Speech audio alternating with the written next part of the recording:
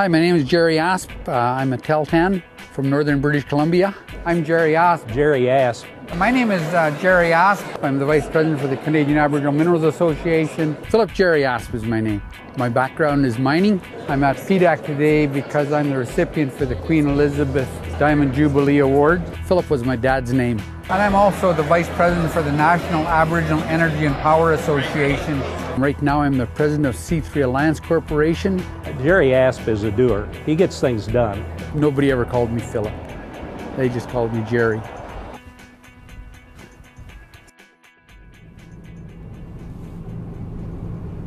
I was an underground miner and a diamond driller. Mining is my background. And construction, I worked construction for many years. But I kind of got tired of working in 40 below weather, and so I took some business courses back in the early 80s. And more or less that's how I got started in business. I'm the President of C3 Alliance Corporation. That's a company that works with First Nations, resource developers and governments on projects such as hydro or mining and forestry as well. And our motto is getting to yes, helping the developer and the First Nations reach a solution that's beneficial for all. My grandfather, George Zerza, was the last true hereditary chief of the Tahltan people. Oh, my grandfather was somebody else. He was 6'4" and could do the work of 3 men. Had 21 children, 18 lived. Never been on welfare, built a house everywhere he lived, built river boats, built the barges to haul heavy equipment around East Lake before the road was there. Oh, he was somebody else, my grandfather, believe me. And he ran the largest native-owned and operated outfitting territory, hunting territory over in Auckland until he retired, sold to his son. So business comes to me quite honestly. I was a board of director for the National Indian Businessmen's Association in 1981. We weren't even politically correct in those days. The CCAB is a product of that, the Canadian Council for Aboriginal Business. And I sat on the Western board for 3 years. It was called the National Economic Development Program, NEDP, and I sat on that board for 6 years. And now they've called it the Aboriginal Business Programs. I was back in the day when we were just starting out.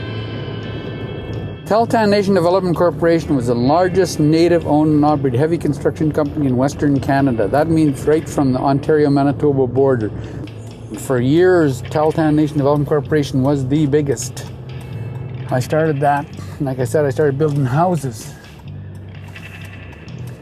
Then went into heavy construction company, etc., because I knew we had lots of trained people for heavy construction, and went from there. We started the Canadian Aboriginal Minerals Association in 1990, Hans Matthews and I. He's the president, he's a geologist by training. I'm the vice president, and we started the CAMA because mining people and First Nations didn't know how to talk to each other. When our first conference, I think we had 65 people there, including staff. We were lucky if we had 15 First Nations there. Our last conference was in Winnipeg, and we had 600 delegates, and it was just about 50-50 First Nation and mining reps. And they were all speaking to each other in the same language, and that was after 18 years. So we pretty well achieved our goal of getting First Nations and the mining industry to understand each other. My name is Bob Hathaway. I am a director of the Canadian Aboriginal Minerals Association. I first met Jerry Asp about 20 years ago. We were serving on a number of different Aboriginal corporations based out of Vancouver, and I found him to be an extremely astute business person. He led his own First Nation into what we later learned would be the very first large, successful Aboriginal corporations. He's especially gifted in being able to match Aboriginal talents and needs to opportunities in the business world. And he finds himself very adept at being able to speak the language of corporate Canada and of Aboriginal Canada. bearing in mind that Jerry always keeps the Aboriginal perspective foremost in everything that he does. I want First Nations on reserve to have a middle class the same as the white populace. It's the middle class that keeps economies and things going. Sad truth, in reserves, you got poor people and rich people and no middle class because the economics and the development aren't there in most places. I don't try to tell the First Nations what to do. I tell them what I've done or what we've tried and show them what worked and what didn't work. And mainly that's what I think my greatest role can be in their development. Their biggest hindrance is the fact that they have never been in real business. And so I try to guide them through some of the minefields that I've been through. I'm a great fan of Will Rogers, the North American Indian philosopher. He said, you have to learn from other people's mistakes because you don't live long enough to make them all yourself.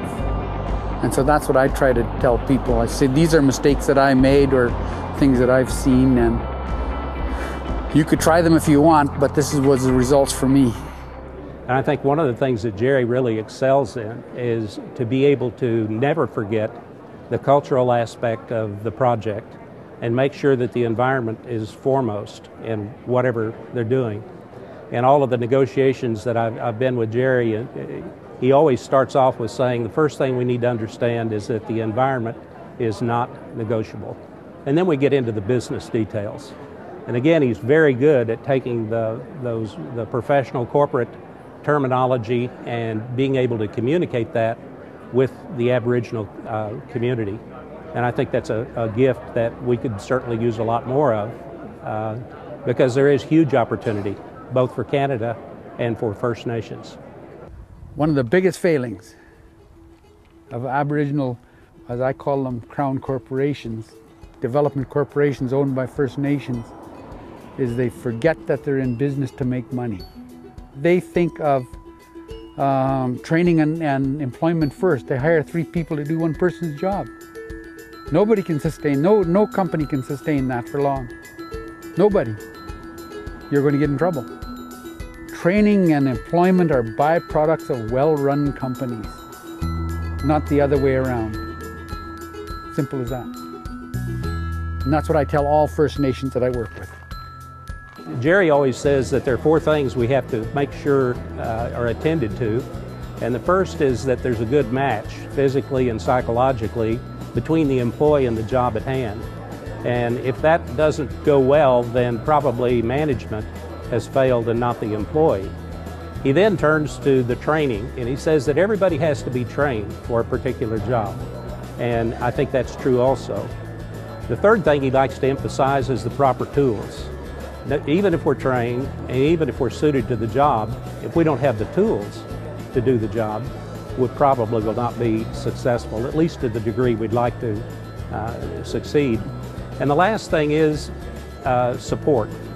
The employer, the corporations, and the communities have to provide support to the entrepreneur. The secret to business is learn all you can about the business you're going to go into, and learn all you can about a potential joint venture partner. If you want to learn business, go into partnership with somebody who has the business you want to be in. We joint ventured with construction companies because I needed good foremen and superintendents. We had money, we had equipment, we had good trained operators, but I didn't have foremen and I didn't have superintendents. And then when we wanted to do a joint venture, we found a small construction company that met our needs. People that we knew, we knew the company, we knew the people who ran it, we knew the people who owned it, and we felt that they were a good fit with the Tahltans, and it worked out very well. That's how you learn. You have to give up your profit for a while. You joint venture for 5 years, 10 years. I'm not happy about giving up 50% or 49% of my profit, but I will, because then I can learn and our people do it ourselves afterwards. It's a cheap investment. I always knew that business was business, period. I always knew that. How did these people make money? Profit. No company can run without profit, period. If you're there to create employment and training opportunities, then you're not running a business, you're running a social program. And if it fails, then don't complain, because you weren't in business, you were in social programs. You run it exactly the same as non-natives, the Chinese, the Europeans. Doesn't matter. It's just business, and business means profit. Making things and selling things. No mystery. I think the things that make any project successful is first the visionary. There have to be people that can see the future and then communicate what they see in the future to the people that are trying to get things done. Second part of it is the doers, and the doers are the people like Jerry. I learned that no matter where you are people, period. They're people. That's probably the biggest thing. And it doesn't matter whether I'm in Peru or whether I'm in Kelowna.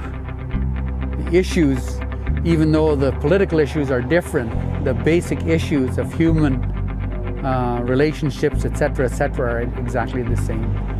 No difference. They want the same thing we do. They want the chicken in the pot, and mode of transportation in the garage, and a roof over their head. Exactly the same as we do. And hopefully less disease to take their children. No different than us. And hopefully I can help make that happen. I, in essence, work for the First Nation. And I tell companies and government that I am here for their best interest.